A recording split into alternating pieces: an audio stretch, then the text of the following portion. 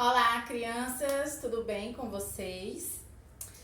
Hoje é sexta-feira, nosso último dia de aula da semana, né? Espero que vocês tenham aproveitado bastante as aulas no decorrer da semana, que vocês tenham feito as atividades que foi proposta, tá? Porque isso é muito importante para que vocês não percam os conteúdos, né? Não percam tempo no decorrer dessa pandemia, dessa quarentena que a gente tem que ficar em casa, tá bom?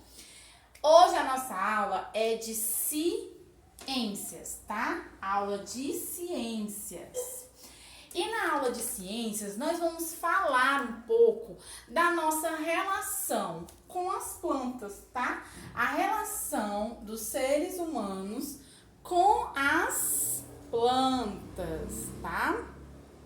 Minha plantinha tá aqui, já tá bem grandinha, viu? Tá crescendo. Nós, seres humanos, nós somos totalmente dependentes das plantas, né? Em geral, seja plantas de decoração, sejam plantas que nos deem frutos, qualquer tipo de planta, nós somos dependentes, porque a natureza, nós precisamos da natureza, né? De todos os tipos de plantações. Então, é muito importante a nossa relação com esse meio. Importante que nós saibamos preservar, né, esse bem tão natural que nós temos, que são as plantas, tá? Eu vou ler um pouquinho aqui no livro, tá? Sobre a relação do ser humano com as plantas. No Brasil, existem comunidades que vivem próximos aos rios e que extraem recursos do ambiente para o seu sustento, que são aquelas comunidades que eu já falei para vocês, aquelas que vivem próximas ali ao rio, que são chamadas comunidades ribeirinhas, tá? As comunidades ribeirinhas, elas necessitam diretamente das plantas, do meio ambiente, do rio, para poder se manter o seu sustento, manter a sua alimentação. É dali que eles tiram tudo que eles precisam para sobreviver, né?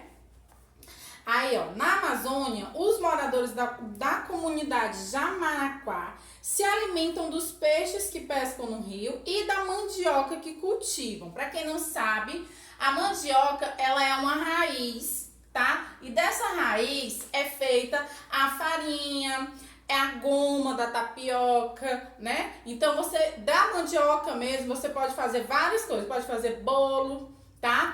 Com a macaxeira. Então, você pode fazer várias coisas e eles se alimentam, né, disso. Lá no meu interior, onde o meu pai mora, eles também cultivam a mandioca, né? É uma prática cultural já, uma coisa que eles usam para também extrair da natureza alguma fonte de alimento. Então, eles cultivam, além de várias outras sementes, eles cultivam também a mandioca, tá? Tem aí mostrando como é feito aí o processo, ó. Eles fazem tudo isso aqui, eu conheço porque eu já vivi isso aqui, tá? Eles vão, todo o processo de triturar a mandioca, colocar nessas máquinas aí para extrair a farinha dela. Os moradores da comunidade Maguari, no Pará, utilizam as folhas de uma palmeira, conhecida como curuapixuna, para cobrir suas moradias, tá? Tem aí também no livro de vocês, ó. A palmeira, ela é uma planta bem alta e as pessoas, além de tirarem as palhas para cobrir a sua própria casa, igual na historinha dos três porquinhos, que tinha a casinha de palha, né?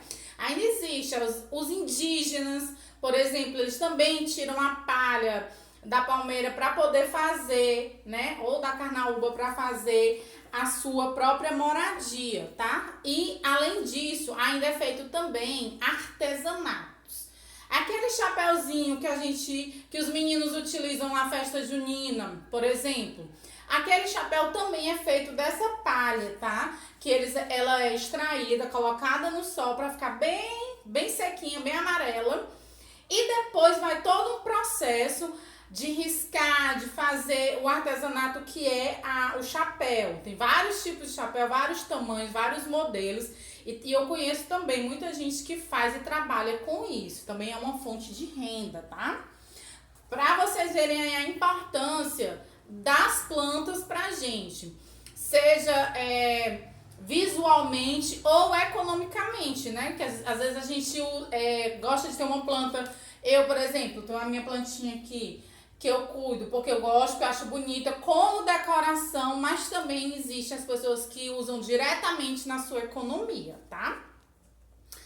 Com esses exemplos, podemos perceber que o ser humano utiliza as plantas para diversas finalidades, tá?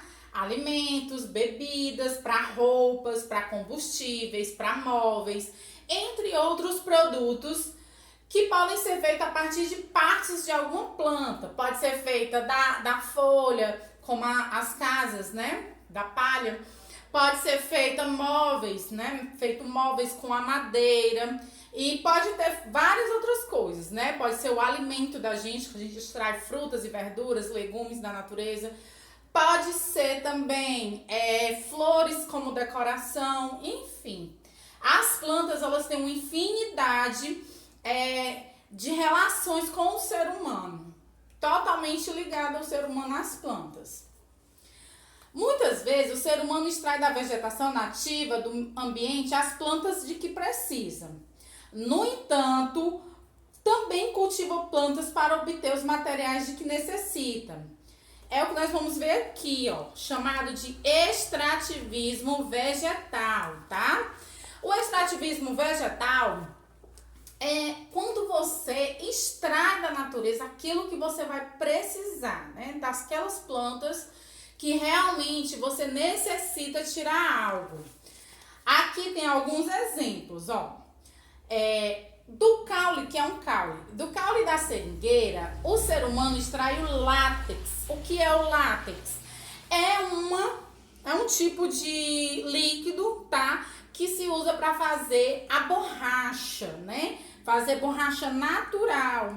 A gente usa ela para fazer os balões, aqueles balões de festa, por exemplo, é feito do látex. E ele é extraído, ó. Olha como é que é feito a extração do látex.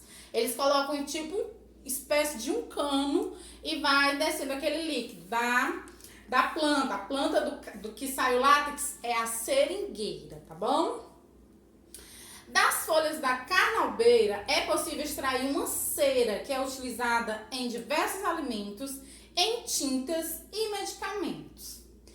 Além da carnaubeira, outras plantas fornecem óleos, tá? Que podem ser utilizados na fabricação, de medicamentos e na alimentação, como os óleos de coco, óleo de dendê e o óleo de girassol, tá? Então, assim, tem vários tipos de planta que você extrai esses tipos de óleos, né?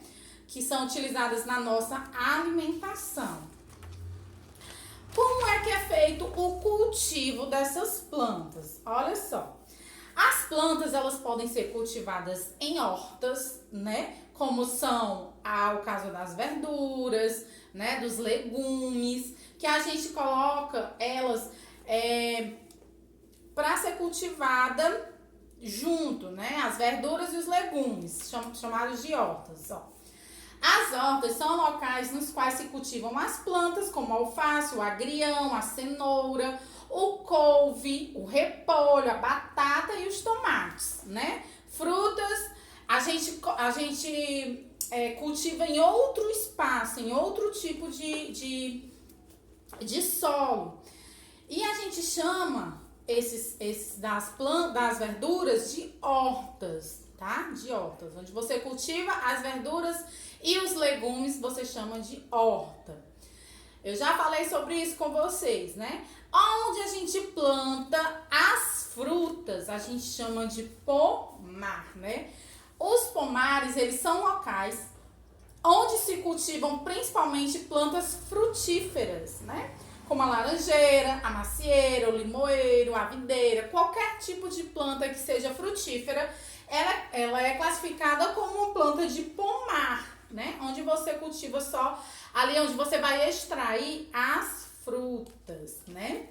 E é muito bom se cultivar plantas em casa, cultivar a nossa própria horta. Se você tiver um quintal bem grande, você conseguir plantar suas próprias plantas para colher as suas próprias frutas, né? É muito interessante, é muito legal.